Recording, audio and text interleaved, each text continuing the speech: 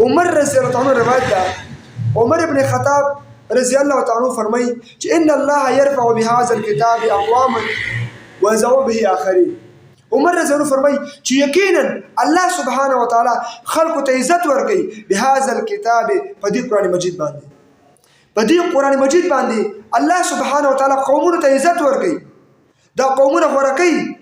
لکه وګوره عرب څومره جاهل خلک وو، دومره جاهل وو چې بربنډه به د خانه کعبې طواف کوو، خپل لورګانې به زوندۍ ښخولې، کورونو د اوس او د خزرج خپل مابین کې دښمنیانې وې. عرب دومره جاهل خلک. خو دغه عرب چې کله دوی قرآن باندې ایمان راوړ، قرآن باندې عمل وکړ، نو دې عربو ته الله عزت ورکړ. د نبي اسلام خزاګانې وګوره، بدر وګوره، احد وګوره، خندق وګوره، نبي څومره سریاګانې کړي.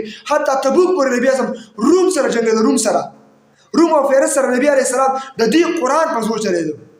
نو دا داسې قرآن د عزتمند و چې قومونو ته عزت ورکوي. عمر رضی الله فرمایي ویضعوا به آخرین، او چا چې قرآن پرېښوده داسې قوم الله پاک سرچپه راولي، داسې قوم الله ذلیله کوي، داسې قوم الله هغوی باندې ذلت مسلطوي. لکه نن سبا وګوره عربو، پاکستانیانو، ترکیانو او افغانانو دې ټولو د الله کتاب پرېښی ده. هېچا هم د الله کتاب باندې صحیح عمل نه ده کړی. نو ځکه دا ټول ذلیله دي. چچنیا کې وګوره، بوسنیا کې وګوره، شام کې وګوره، مصر کې وګوره.